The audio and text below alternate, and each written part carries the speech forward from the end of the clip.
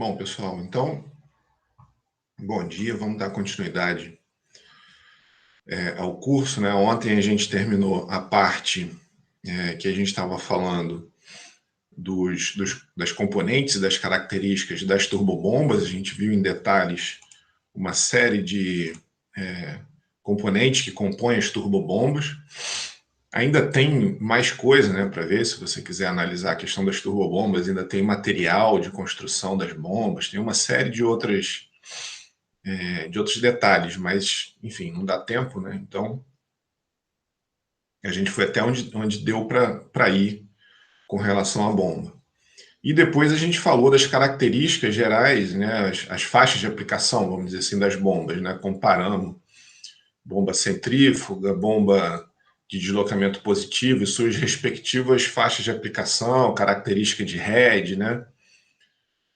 Tá? E aí a gente fechou isso ontem também. E aí hoje o que a gente vai fazer é falar de bombas de deslocamento positivo e, se der tempo, não sei se vai dar tempo de ver hoje, a gente vai ver bombas de deslocamento positivo alternativas e rotativas. Então essa primeira parte aqui a gente vai ver as alternativas e depois a gente vai ver as rotativas, tá?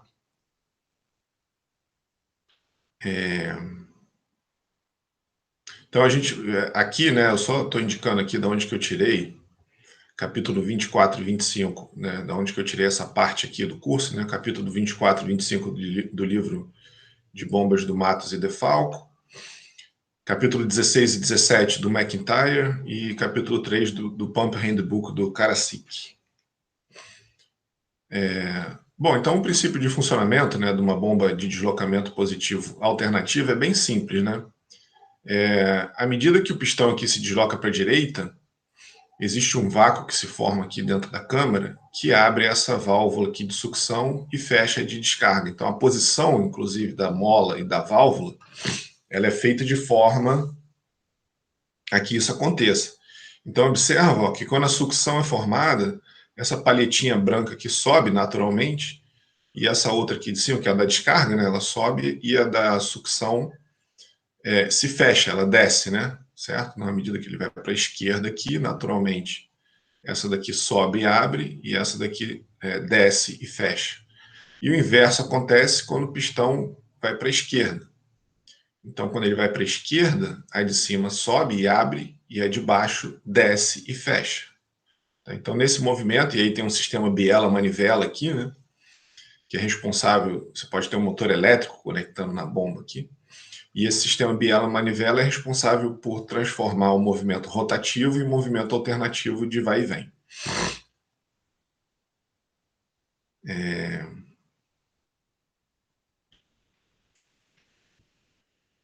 A descarga é intermitente, né? Ela não é uniforme, como é no caso das turbobombas e como a gente vai ver que é no caso das bombas rotativas. Elas são autoescorvantes, né? Então aquilo que a gente estava falando das turbobombas, que não pode começar a funcionar sem líquido, na verdade as bombas de deslocamento positivo, elas não têm limite de pressurização do fluido, então ela começa a criar um vácuo aqui no ar, até o ponto que o próprio vácuo vai aspirar o fluido aqui para dentro da bomba.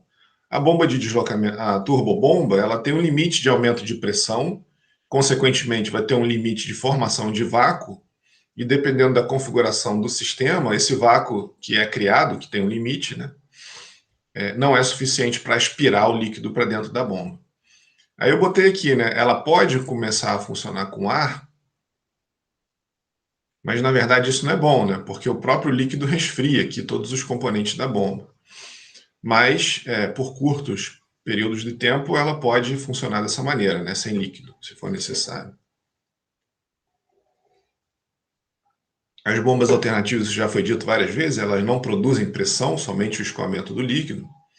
É a pressão é jusante que produz a resistência ao escoamento. Então, enquanto não tiver contrapressão aqui, ela simplesmente vai jogando, né, como se você estivesse conduzindo o fluido para a linha de descarga, certo? Como se você estivesse pegando baldes ali, né? E simplesmente com um balde levar o fluido de um lado ao outro, né? À medida que a contrapressão aqui na descarga vai se formando, imagina que você tampa aqui a descarga, a bomba não vai parar de funcionar, ela não vai parar de gerar pressão e ela vai continuar trabalhando até que alguma coisa se quebre. Tá? Então, uma bomba de deslocamento positivo tem que ter uma válvula de alívio para evitar que isso aconteça. Se acidentalmente fechar alguma válvula ajusante da bomba, né, após a bomba, tem que ter uma válvula de alívio para não ter acidente. Tá? Bom, quanto ao mecanismo acionador, né, elas podem ser bombas de força, que são acionadas por uma fonte externa, é uma classificação, né? Aí tem um mecanismo biela-manivela, que eu acabei de falar, né, para transmitir força e movimento ao pistão, é o sistema tradicional, né? Então seria esse mecanismo aqui, você tem uma fonte externa que gira aqui o sistema biela-manivela e ele transforma um movimento aqui, né, esse sistema, transforma um movimento rotativo num movimento alternativo. É bem parecido com o que acontece nos motores dos carros. E a gente pode ter bomba de ação direta. O acionamento é direto no pistão, sem sistema biela-manivela. Isso basicamente é feito, né, isso é uma coisa bem interessante, em sistemas que têm linha de vapor. Então, você pode ter aqui, ó, esse mecanismo todo aqui, ele substitui o sistema biela-manivela. Da haste para frente aqui, né, da haste para a direita, daqui para a direita, bom, aqui são dois mecanismos diferentes, mas enfim, poderiam ser iguais ou não. Daqui para frente, a ideia é a mesma, né? Dessa parte aqui para trás é que muda o acionamento. Se você tiver, por exemplo, vapor na linha. Então, tem um mecanismo aqui, ó, que fica jogando vapor intermitentemente para o lado esquerdo, que aí aqui tem um outro pistão, uma outra câmara com outro pistão, que aqui está fazendo com que ele está acionando a máquina, né? Aqui seria o pistão acionador e aqui o pistão acionado, no sentido que esse lado aqui, ó, o vapor, ele está entrando aqui, empurra o pistão para a esquerda e aí todo esse sistema vem para a esquerda e aí você tem a bomba aqui bombeando fluido, certo? E aí, depois, aí aqui, claro, né, tem um mecanismozinho ali dentro, não vou entrar em detalhes disso, mas a questão, deixa eu dar um zoom aqui. E aí, ó, depois, tá vendo aqui que tem um sisteminha de válvula aqui, ó, que esse carrinho aqui, não sei como se chama, né, esse elemento, ele abre e fecha de forma intermitente. Quando ele vai para a esquerda, aí esse lado aqui está liberado e esse lado aqui está fechado. Aí o vapor passa para cá e empurra todo o mecanismo para a direita. E aí esse processo, né, faz com que o líquido seja bombeado. Aqui é uma bomba de duplo estágio, né? Então você tem, na medida que a bomba vai para a esquerda, você bombeia um lado e aspira do outro, e quando ela vai para a direita, se aspira de um lado e bombeia do outro. Tá? É uma bomba de duplação, desculpa, né? De duplo estágio não, duplação, né? Porque a cada movimento essa daqui essa anterior, né, a mais clássica que eu mostrei, é uma bomba de simples ação, né? Ela só aspira no momento que está indo para a direita e só comprime quando está indo para a esquerda. Aqui ela está aspirando e comprimindo sempre, né? Bom, e aí a gente estava falando da questão do mecanismo acionador, né? Que é o clássico, né? Um sistema biela-manivela, e se você quiser, existe, ou se tiver vapor na linha, né? Você pode usar um acionamento dessa forma. Quanto à posição, né, e a classificação, né, quanto à posição do cilindro acionador, ele pode ser horizontal, feito para trabalhar na horizontal, como está aqui, né? E a vertical, feito para trabalhar na vertical. Então, só tomar cuidado que não é simplesmente pegar a bomba e virar ela, uma bomba que foi feita, uma bomba vertical, se você virar e trabalhar na horizontal, eventualmente o princípio de funcionamento ou o funcionamento das válvulas, você pode ter problema, né? Porque, por exemplo, aqui, ó, se você virar essa bomba na horizontal, eventualmente você pode ter a gravidade puxando um mecanismo desse para baixo, e aí você pode ter eventualmente a válvula agarrar ou alguma coisa assim, né? Na forma que está aqui, ela foi feita para funcionar na vertical, tá? E aí, quanto à quantidade de cilindros, né, ela pode ser simplex, um cilindro de bombeamento, que é o que está aqui, duplex, 2 cilindros, triplex, aqui ó, são 3 cilindros, tá vendo? Então a mesma bomba pode ter vários cilindros para pressurizar o fluido. Aí aqui, né, ação do bombeamento, simples efeito e duplo efeito. Então, o simples efeito, a sucção e a descarga de só um lado do pistão, e de duplo efeito, a sucção e a descarga em ambos os lados do pistão, isso que eu tinha falado, né? Então, essa bomba aqui, ela é de duplo efeito, e essa daqui é de simples efeito. Tá? Tá aqui, né, uma de simples efeito também, né? Se chama biela manivela. Essa aqui é uma bomba de êmbolo, né? À medida que ele vai para a direita, o fluido é comprimido aqui para cima e a válvula de admissão abre. E quando o êmbolo vai para a esquerda, a válvula de admissão, desculpa, aí a válvula de admissão fecha, né? Quando ele vai para a esquerda, a válvula de admissão abre e a válvula de descarga fecha, tá? E aqui uma de duplo efeito, né? Isso é feito sempre que o pistão está indo ou para a direita ou para a esquerda. O órgão movimentador do fluido pode ser um pistão, um êmbolo ou um diafragma. Então, o pistão são bombas alternativas usuais, o êmbolo suporta maior pressão, então é de fato um êmbolo aqui. Ó. Tá? Isso daqui é uma bomba de êmbolo, a gente está vendo a parte da sucção aqui está transparente, né? Deixa eu ver se eu consigo dar um zoom aqui. Tá? Então, a parte da sucção aqui tem o flange, né, de sucção, aqui está transparente. E aqui tem o êmbolo, né? No lugar de um pistão, e aí você observa que o êmbolo, na verdade, suporta maiores pressões, né? Essa daqui é uma bomba de... Então, essa daqui é uma bomba de êmbolo de simples efeito. Essa daqui é uma bomba de pistão de simples efeito, né? E aí é o que a gente estava vendo, ela acionada pelo vapor, e aí ela pode comprimir e aspirar no mesmo curso, né? Na medida que ela faz o mesmo curso, ela comprime ou aspira. E aqui é um diafragma. Então, à medida que esse eixo aqui puxa para a direita, esse diafragma aqui, ó, isso é um diafragma mesmo, né? A gente vai ver uma foto, aí já deve ter visto em algum momento também, né? Mas aí essa esfera aqui na sucção se abre quando cria uma depressão aqui dentro, né? E o fluido entra. E aí a depressão fecha essa esfera da descarga. Quando o eixo é empurrado para a esquerda, a pressão fecha essa esfera aqui da sucção e abre a esfera da descarga. Então, esse êmbolo aqui indo para a direita e para a esquerda comprime o fluido, né? Movimenta o fluido. O curso do pistão ele pode ser constante ou variável. Deixa eu ver se eu consigo dar um zoom nesse vídeo aqui. Não sei se ele vai continuar. Ele para, né? Ó, mas observa aqui, ó, eu vou tirar o zoom, vocês vão observar que essa barrinha aqui que está passando por trás desse elemento, ela pode ser regulada. E aí, em função da regulagem, o curso desse pistão aqui, do êmbolo, né, ele pode ser maior ou menor. Ó, vou tirar o zoom aqui. Ó. Então, aqui, ó, esse curso aqui do pistão, ele é regulado pela regulagem desse elemento. Então, se o curso for constante, é uma bomba alternativa usual que a gente tem, né? E o curso variável possibilita variar a vazão, são as chamadas bombas dosadoras. Então é assim que funciona uma bomba dosadora. Está aqui o elemento, ó, observado de um outro ângulo, e aqui está ele em movimento, né? Então, o movimento do êmbolo aqui é provocado por esse cilindro excêntrico ali, tá vendo?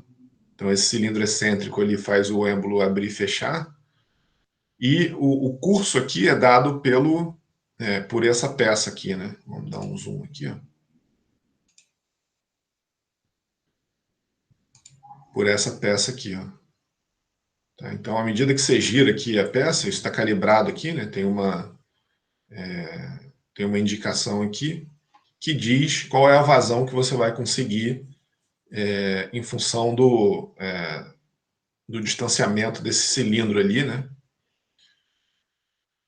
até encostar no curso do êmbolo. E aí a gente vê aqui aquilo que a gente estava falando, né? As esferas abrindo e fechando em função do diferencial de pressão. Tá, deixa eu tirar o zoom aqui, ó. As esferas abrindo e fechando em função do diferencial de pressão. Bom, aí para o cálculo da vazão, né? Como é que a gente faz para calcular a vazão nesses dispositivos? Então a gente tem que usar argumento geométrico. Então vamos precisar determinar, a primeira coisa que a gente precisa fazer, né, é determinar o volume deslocado pelo mecanismo. Então quanto que é o volume da câmara aqui, né? Quanto que é o volume deslocado por esse mecanismo aqui, ó, que faz o pistão viajar ali dentro da câmara, né? Então, ó, πd2 sobre 4, o que eu consigo com πd2 sobre 4? A área aqui, né, da cabeça aqui do pistão. Se eu multiplico por L, eu tenho o volume que esse pistão desloca, ou que esse mecanismo desloca, à medida que o virabrequim aqui gira, né? Tá? O virabrequim é esse elemento aqui que fica girando, né? Tá? Aí a gente tem a manivela e a biela aqui, né, que transmitem o movimento do virabrequim para o pistão. Tá? O que é o L? É duas vezes o R, né? Então aqui está o raio do braço de alavanca aqui, né, da manivela, tá? E aqui está a biela, né? Então, duas vezes o raio da manivela vai fornecer o curso que esse pistão aqui viaja, né? Tá? Certo? Então, esse é o volume que o pistão aqui, né? Ele desloca a cada subida e descida, né? A cada rotação do virabrequim.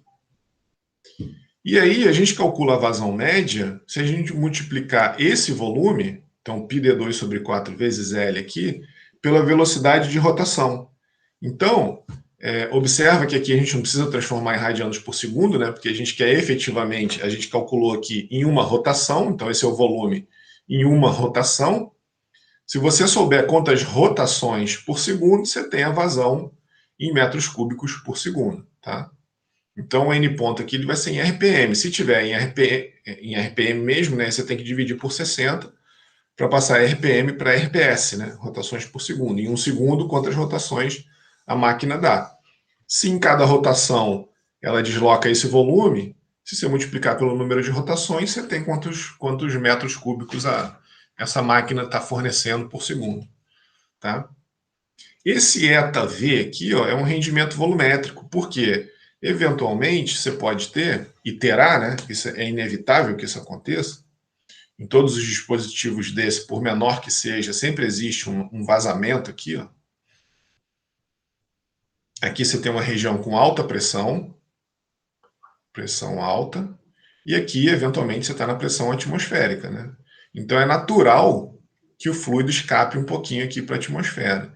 E aí o que, vamos dizer assim, o parâmetro global que mostra quanto que é, né, essa relação aí, é esse ΔV, tá? É esse vazamento, essa eficiência volumétrica.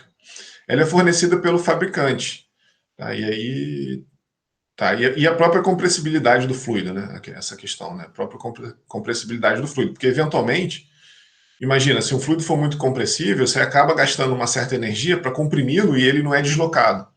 Então, a própria compressibilidade do fluido e todo fluido, né, por mais os líquidos que a gente considera incompressíveis ou que são difíceis de comprimir, eles têm um certo grau, sim, de compressibilidade, por menor que seja. Tá? Então, essa eficiência aqui leva em conta todas essas questões. Então, essa daqui ó, é a vazão média, né?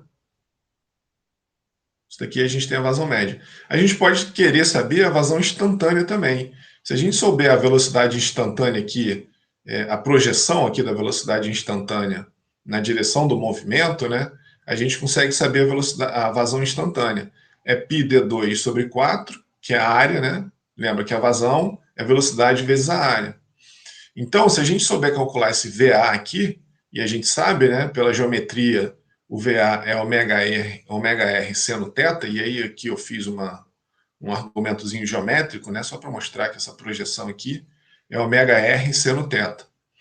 Então, a vazão instantânea, e aqui eu botei um izinho, né, Aqui eu não botei nada, não tem nenhum subíndice, então essa é a vazão média. E aqui é a vazão instantânea. O que é instantânea? Para cada posição do virabrequim aqui. Tá? Para cada posição do sistema biela-manivela ou para cada posição do pistão, em cada local aqui do pistão. Tá? Então, πd2 sobre 4, né, que é a área, e a velocidade ômega-r sendo θ. Então, aí a gente consegue saber a velocidade instantânea para cada posição aqui do virabrequim. E aí a gente pode fazer um gráfico da vazão contra o θ. Aqui, ó, de 0 a 180. Então, nesse caso aqui, numa bomba de simples efeito, o 0 está aqui, né, o 180 está aqui. Deixa eu fazer aqui. Ó. Aqui está o 0 e aqui está o 180. Tá? Então, de 0 a 180, o pistão está indo para a esquerda, né? E aí você está expulsando o fluido aqui. Tá? Então, aqui a gente tem a vazão instantânea para cada ângulo ali da manivela. À medida que você aspira, entre 180 e 360, né?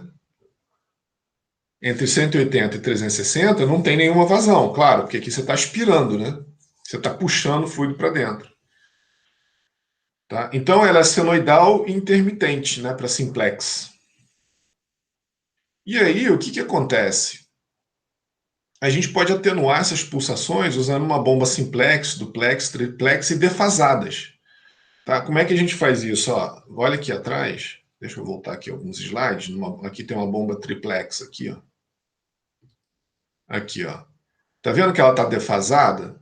Então, a bomba ela é feita de forma o seguinte, ó. Quando esse pistão aqui está aspirando, algum outro está comprimindo, né, ou empurrando o fluido para o processo, e assim sucessivamente. Então, eles são defasados de forma a otimizar a entrega do fluido e minimizar, se isso for indesejável ou indesejado, né, minimizar esse efeito aqui, ó, pulsátil ou pulsante, né? Porque aqui, por exemplo, aqui você joga fluido, aqui você não joga, aqui você joga e não joga. Então, por exemplo, numa duplex defasada, você pode fazer aqui, ó, tá a câmara 1 de uma duplex e a câmara 2, né, a outra câmara da bomba duplex. Então, na medida que a câmara 1 comprime o fluido ou conduz o fluido para descarga, a câmara 2, ela aqui nesse momento, né, ela não está produzindo nada, ou ela poderia estar aqui embaixo, né, como está indicado aqui, né, o momento que ela está aspirando. Tá? Então a câmara 2 está aspirando, enquanto a câmara 1 está entregando. Aí depois a câmara 2 entrega, enquanto a câmara 1 aspira. Tá? E aí você faz isso, que você ainda tem uma característica intermitente do escoamento, mas bem menos, né?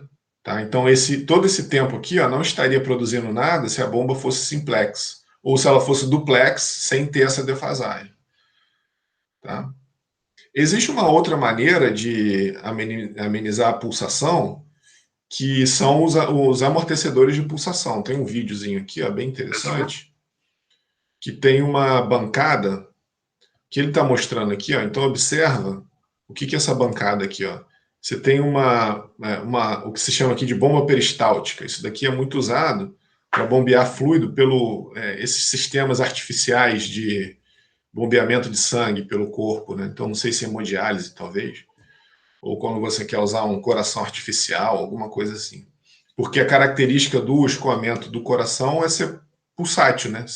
Ele bombeia, para, bombeia, para. Então, esse tipo de bomba aqui simula o funcionamento do coração.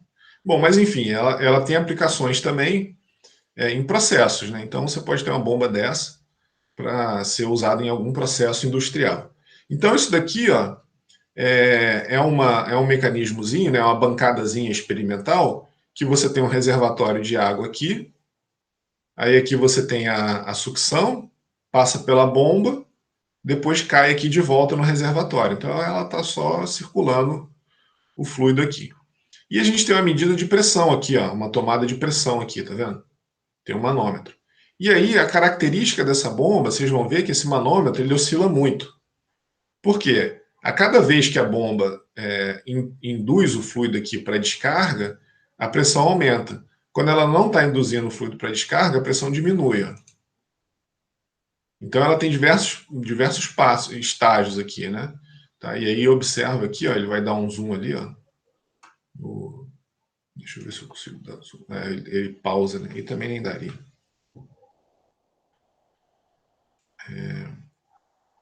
Continuando aqui, então. As the roller shoe rotates, liquid is pushed out of the pump's discharge. As the roller shoe rotates. Aqui, ó. Bom, vou deixar assim mesmo. Então vocês observam lá o medidor de pressão, como é que ele oscila, né? Ele vai dar um zoom ali, ó. E ele inclusive mostra aqui, né? Como é que essa oscilação, inclusive, aspira ar para dentro do sistema. Você vê bolhas de ar aqui, ó, que ela é o ar que está sendo aspirado ali. Tamanha a severidade da intermitência, né?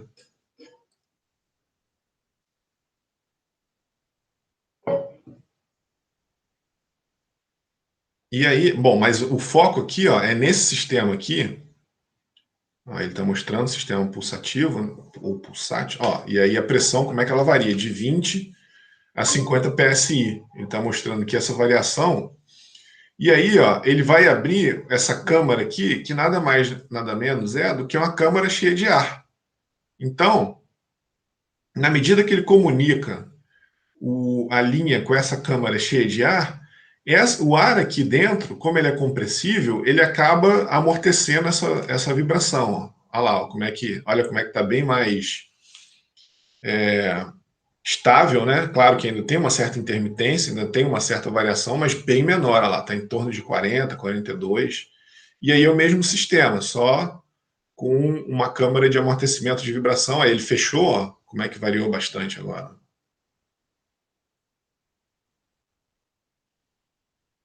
E aí abriu de novo, tá? Então, essa é a ideia de um mecanismo desse.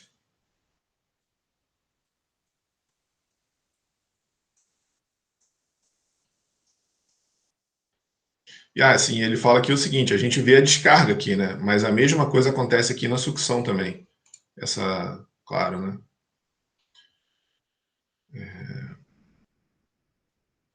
Deixa eu ver, acho que não tem mais nada. Aí tá um detalhe da bomba.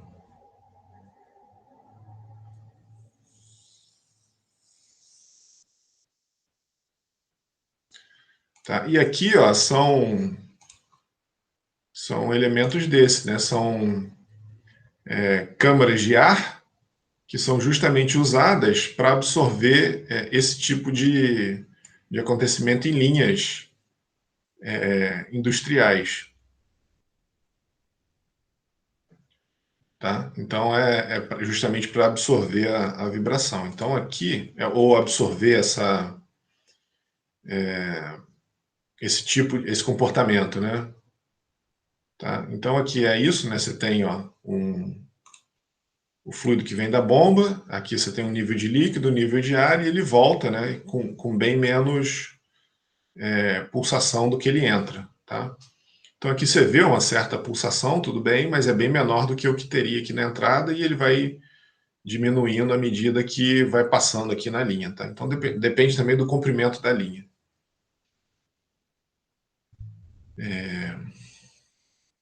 Aí aqui mais ou menos uma regrinha, né, para o tamanho dessa câmara de ar. Então, para uma bomba de um cilindro simples efeito, o volume de ar é 22 vezes o volume aspirado em cada ciclo do êmbolo.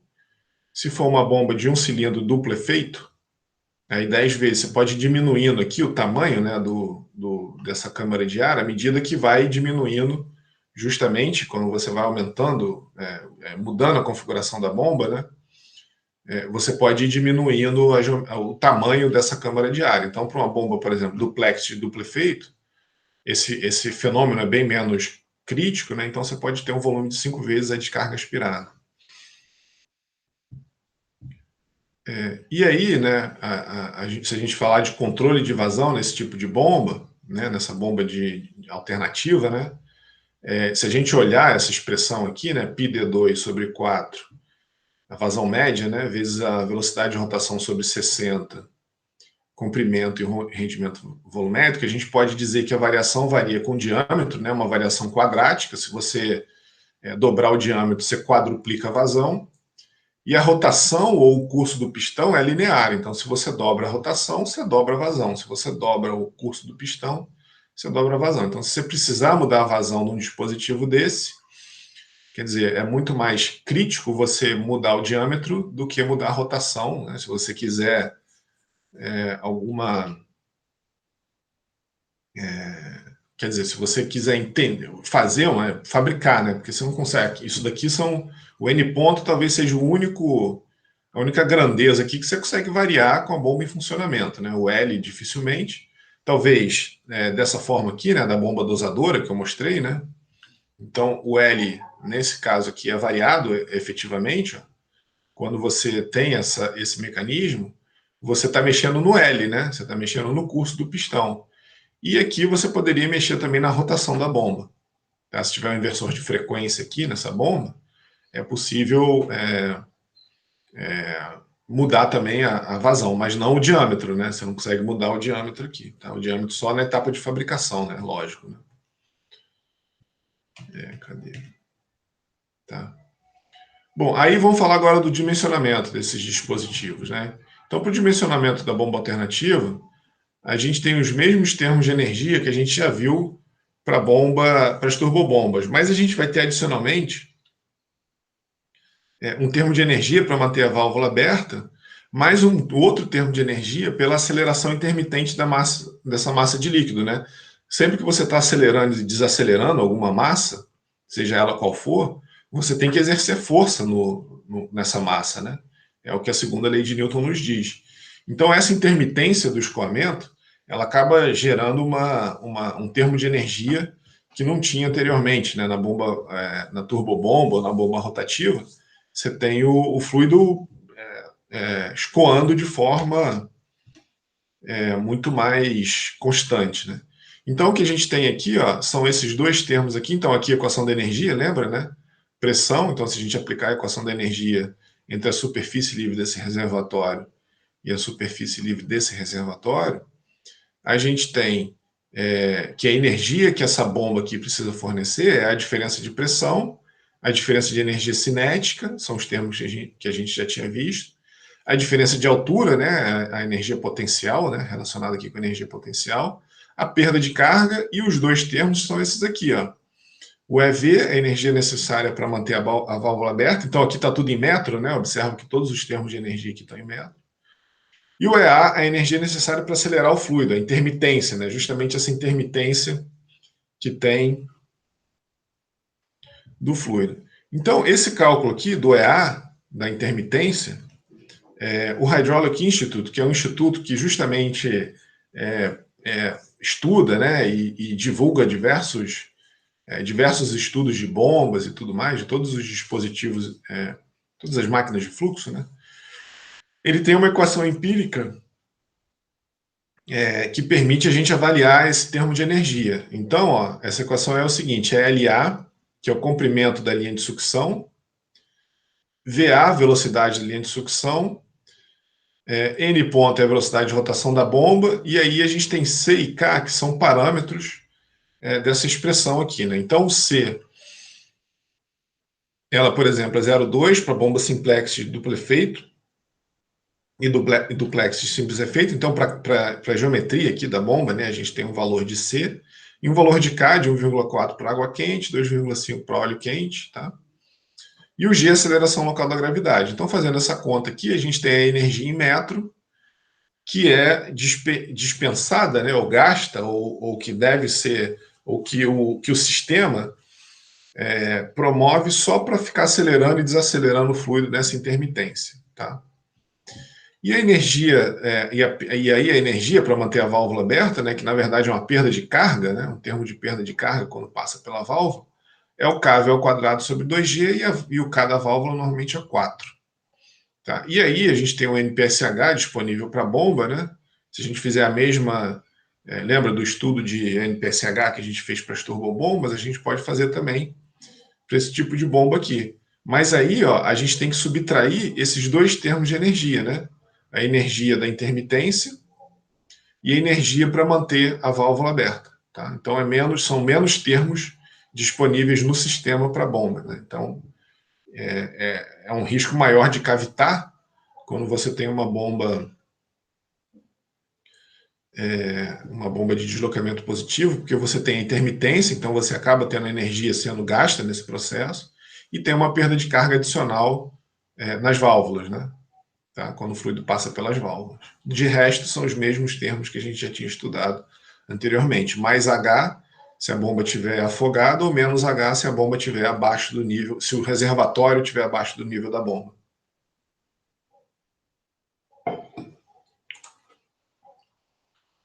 Bom, aí fazer o exemplo aqui, ó, de dimensionamento típico de um dispositivo desse. Na verdade, aquilo que eu tinha falado, né? Como as bombas de deslocamento positivo, elas estão muito mais relacionadas à resistência dos dispositivos que o compõem, o interesse é muito mais saber se aquela bomba, né, se aquele material daquela bomba vai resistir aos esforços a qual ela está sujeita. Então, uma bomba de deslocamento positivo, ela vai vencer a perda de carga que tiver pela frente dela, não importa qual seja. Alguma coisa vai quebrar se ela não resistir, né? Então, se o eixo aqui não resistir, ele quebra, se o pistão não resistir, ele quebra. Se a tubulação não resistir, ela vai romper. Então, por isso que é importante fazer o dimensionamento de força que age nos elementos da bomba, tá? Então, por isso que é o seguinte, o enunciado desse exemplo é assim, ó, determine o esforço na haste do pistão, então aqui está a haste do pistão, né? A descarga e a potência de uma bomba de pistão com água de duplo efeito e os seguintes dados, né? Então, o curso do pistão L, 350 milímetros, o diâmetro do pistão D, 220 milímetros, então aqui está o L, né? Aqui está o D. O diâmetro da haste, 45 milímetros, está aqui, ó, o diâmetro da haste. A rotação da bomba, 120 RPM. A altura manométrica total de aspiração na sucção é de menos 3,2 metros. Então, na sucção, não só não existe uma energia disponível, como ela é negativa. Então, a bomba tem que vencer essa energia aqui na sucção. Tá? Então, o HS aqui é menos 3,2 metros. Tá? A energia na sucção. Então, já está tudo dado aqui, né? É a soma da pressão entre o reservatório de sucção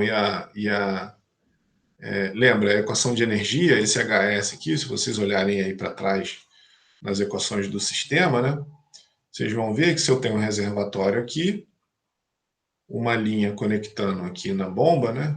Então, se a gente botar essa bomba aqui de pistão, tá? Então, é aplicar a equação da energia daqui, ó, do reservatório S, até o A, que é a sucção da bomba. Então, na linha de sucção, os termos de energia, né? Energia, então a gente tem aqui, né? PS sobre gama, mais VS ao quadrado sobre 2, mais ZS, igual a PA sobre gama, mais VA ao quadrado sobre 2, mais EA, mais as perdas de carga, né? Mais HL na sucção. Então, ele já está dando esse cara aqui, ó, ele já fez toda a conta. Né? O ZA aqui é zero, o nível está aqui na linha da bomba, o VS zero, então ele já fez, né? Se você considerar a pressão atmosférica, esse cara zero, então ele já fez essa conta e já deu aqui, ó, tá? Na verdade, tem o termo da intermitência, né? Então aqui tem um termo, aquele termo é A e mais o termo é S. O termo da intermitência, que é o EA, e o termo da perda de carga pelo fluido passar pela válvula, tá? Certo? Então ele já calculou aqui o HLS, ou o HS que ele está chamando aqui, né? A perda de carga na sucção menos 3,2 metros. E a altura manométrica do recalque, né, o HR, é de 25,3 metros. Tá? Então ele quer saber o efeito do atrito no êmbolo. Certo? Sabendo que a eficiência da bomba é de 85%. Tá? Então, não, na verdade aqui não é perda de carga, né? É a altura, na verdade aqui é a altura manométrica total, né? é quanto de energia que tem disponível. Então já é a diferença do termo. Lembra? Isso daqui está bem explicado lá naquela parte de análise do sistema, né? Então são os termos de energia disponível na sucção e o termo de energia disponível do recalque. A gente tinha feito o seguinte, ó, que a altura manométrica do sistema era a energia necessária no recalque menos a energia disponível na sucção. Então ele já está dando o HS e já está dando o HR. Então, para a gente saber a altura manométrica do sistema, ou a energia que a bomba precisa fornecer, é só subtrair os dois. Tá? Só que na sucção, ele não só não tem... Então, isso daqui, na verdade, não é isso que eu escrevi aqui, né? Vou até apagar isso daqui, porque não é a perda de carga, na verdade, né? São todos os termos na sucção e todos os termos no recalque, tá? É isso daqui, ó. Na verdade, corrigindo aqui o que eu disse, é isso daqui, ó. Lembra que a gente começou a parte de análise do sistema falando o seguinte: qual é a altura manométrica do sistema? A energia, na verdade eu posso chamar de um Hzão, só para manter a mesma nomenclatura ali, né?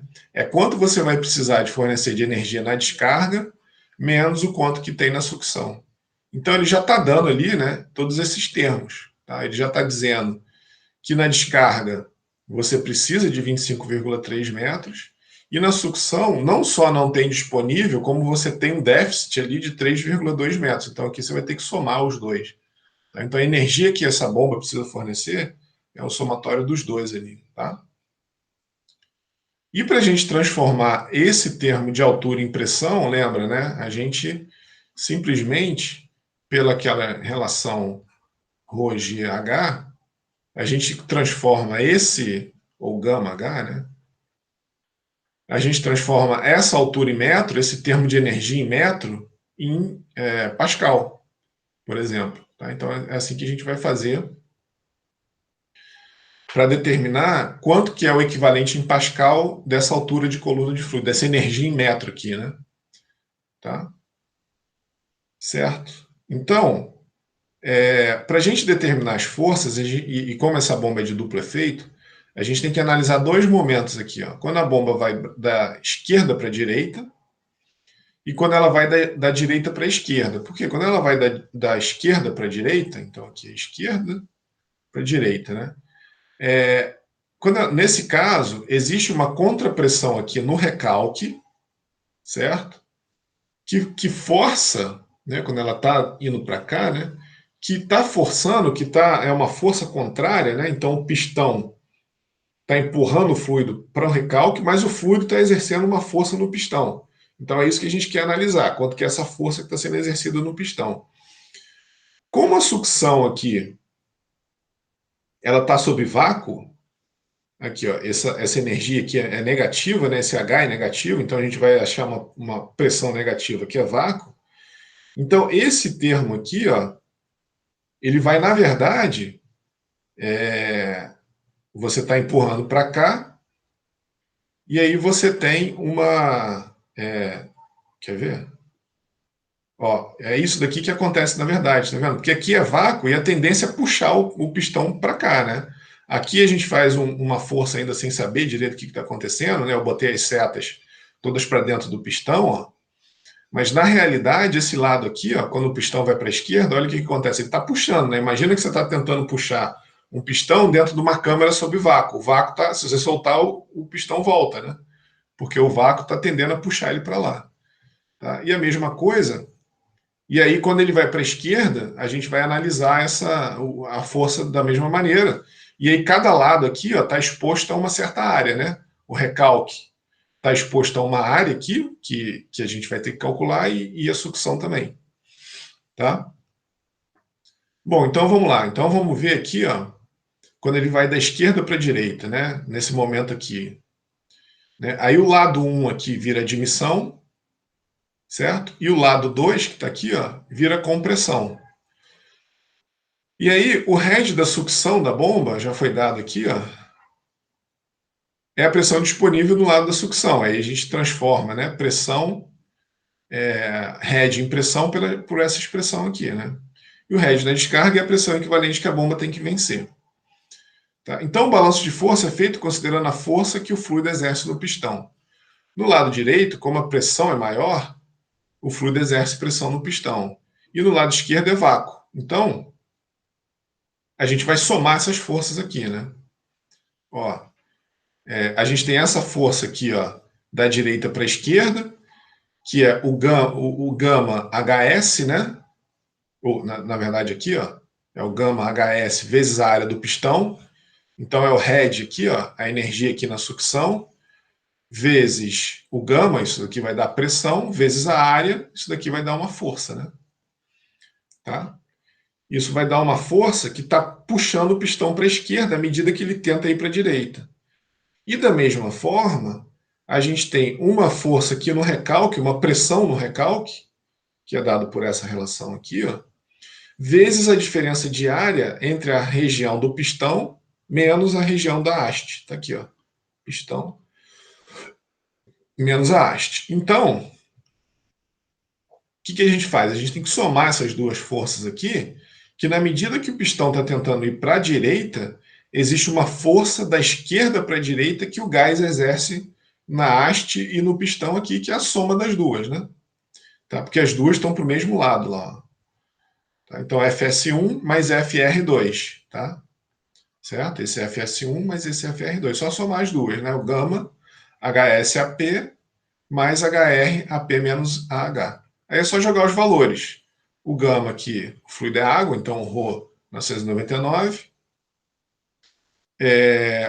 A energia na descarga 3,2 vezes πd2 sobre 4. Então aqui sendo uso negativo, porque a gente já fez, já está somando eles aqui, né? Certo? Então por isso que aqui não é menos 3,2, senão você vai acabar errando em conta, porque aqui a gente já fez aquela conta aqui, né? HD menos HS. Tá? Então, por isso que está somando aqui essas forças. Tá? É energia na sucção, na descarga menos na sucção, mas aqui é negativo, então você soma as duas. Então, por isso aqui, que aqui é 3,2, mais o HR, né, o 25,3, vezes a diferença de área. Então, 10,22 kN. E quando ele está indo da direita para a esquerda, quando ele está indo para cá, né, no sentido da seta aqui, a câmara da esquerda vira compressão e a da direita admissão. E aí, nesse caso, o balanço de força vai ser esse daqui, ó. Um ρg HR da esquerda para a direita e um ρg HS da esquerda para a direita.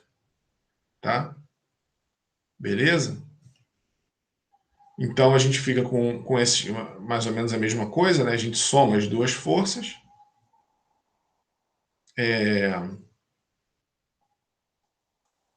Porque agora esse lado aqui virou sucção, né? Olha lá, ó, esse lado aqui virou sucção, aqui está exposto à sucção, que é o 3,2, e aqui está exposto ao recalque, tá? Então agora o vácuo está desse lado e a pressão do recalque está desse lado, tá? E aí, mais ou menos a mesma coisa. A diferença aqui é que agora o vácuo está numa área menor e a pressão numa área maior. Tá? Então, ó, FDE é 10,56 kN. Lembrando que o FED é de 10,22. Por que quando o pistão vai da direita para a esquerda, ele tem uma reação maior aqui? Porque agora a gente tem uma força maior, que é justamente esse 25,3, agindo numa área maior aqui, né? Tá? Então essa força ela é maior quando o pistão vai da direita para a esquerda. Bom, aí para determinar a descarga da bomba, como é uma bomba de duplo efeito, a cada volta do virabrequim a bomba descarrega duas vezes.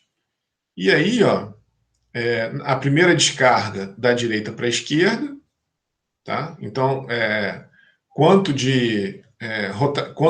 é a vazão? Então, eu estou multiplicando aqui, ó, quando ela vem da direita para a esquerda, né? Quando ela está indo nesse sentido, o volume, a vazão que ela está produzindo, né? Vai ser quantas RPMs ela dá, ou quantas RPS ela está executando, vezes a diferença de área entre essa região aqui, né, e a área aqui da haste. Então, estou fazendo a diferença aqui, ó, vezes o L, né? Tá? Então, essa é a primeira descarga. A segunda descarga é quando ela vai da direita para a esquerda, quando ela vai para lá, né, no sentido contrário. E aí é o RPS πd2 sobre 4, né? Porque aqui é todo o diâmetro aqui do pistão. Então é só somar os dois, né? Tá? Só fazer a soma aqui, deu 57,1 litros por segundo. Jogando os valores aqui, né? Tá? Então, substituindo os valores, deu 52,1 litros por segundo. E a potência, lembra dessa relação, né? É o gama, vazão, vezes o H, sobre a eficiência. Tá? A gente tem a eficiência da bomba, a gente tem o H, ó, a altura manométrica total, né? É a diferença entre a altura manométrica na descarga menos na sucção, então 28,5 metros. Essa é a energia que uma bomba precisa fornecer para esse sistema, para bombear o fluido nessa vazão. Então, essa bomba precisa ter aproximadamente 23 HP. Tá? Substituindo os valores aí, né? Aproximadamente 23 HP. Tá? Bom, de forma geral, o dimensionamento de bombas volumétricas é feito pela diferença de pressão na entrada e na saída. Né? A gente está muito mais interessado, na verdade, no ΔP que a bomba produz, numa bomba desse tipo. Né? Porque justamente a gente quer, numa bomba dessa, a gente está muito preocupado com o ΔP que ela produz, até mesmo para a questão de dimensionamento da tubulação, né? Se a tubulação vai aguentar esse certo ΔP. Tá? Uma bomba, lembra, né? A turbobomba a gente não se preocupa muito com isso porque ela tem um limite que ela não passa desse ΔP. E uma bomba centrífuga, uma bomba de deslocamento positivo, ela vai aumentando a pressão, né? A cada passada ali por ela. Então, outros fatores, né, a serem analisados é a compatibilidade com fluido, etc. Então, aqui, ó, o que a gente tem é um diferencial de pressão em função da capacidade, né, e da eficiência. Então, o que a gente tem aqui? Ó? A eficiência da bomba, é claro que ela é muito baixa quando você tem um ΔP baixo, né, porque você quer que uma bomba pressurize, né?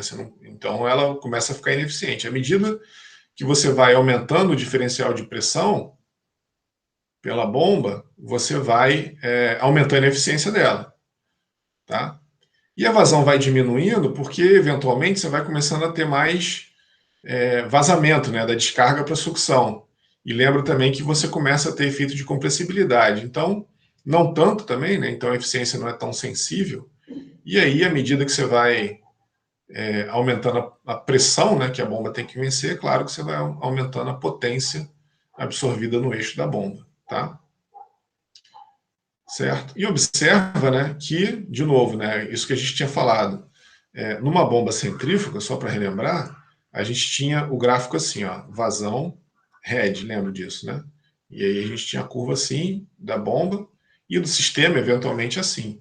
Uma curva típica, se a gente botasse aqui a vazão na abscissa, a carga de uma bomba alternativa, seria uma coisa assim, uma horizontal. É o que ele está dizendo aqui. Opa, na verdade é o contrário, é vertical. Deixa eu apagar aqui.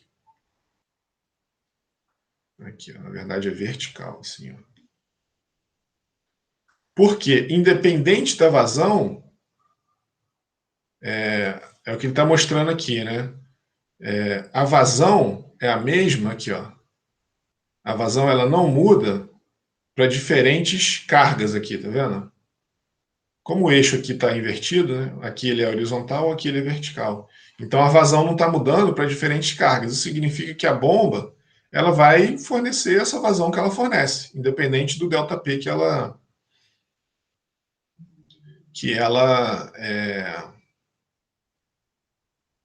está fornecendo, né? Que ela está dando, tá?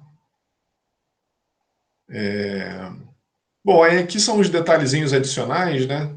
Da bomba de acionamento direto, do pistão, aquela que não tem o sistema biela manivela. Então tem diversas fotos aqui que eu peguei de diversos livros, né, diversas imagens, né,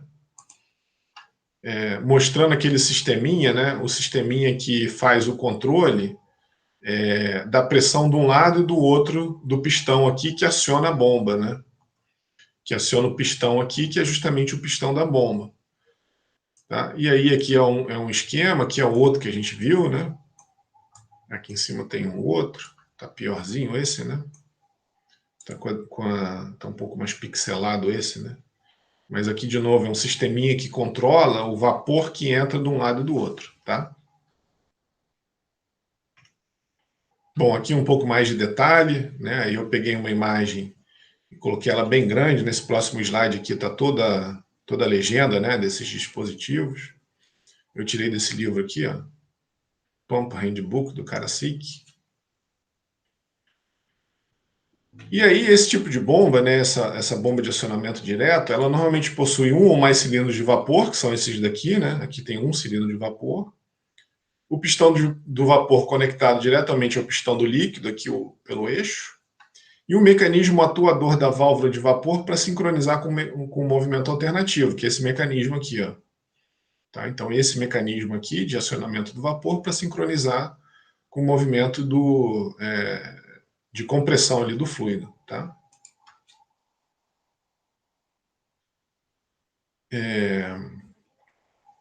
Deixa eu ver se falta muito, porque aí eu ando mais. Não, tá acabando. Aí antes da gente parar, faltam só 3 slides. Então, uma comparaçãozinha entre turbobombas e as bombas alternativas, né?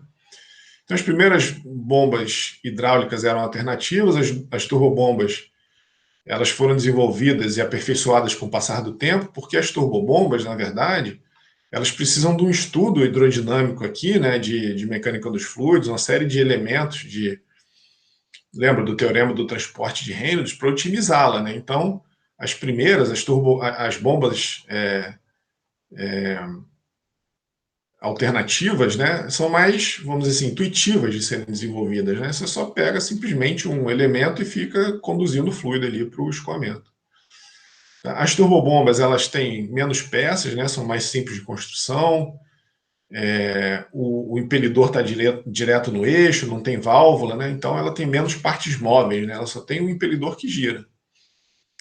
As turbobombas ocupam menos espaço, né, normalmente 1/5 do tamanho para a mesma vazão e head, não transmite vibração e sobrepressão.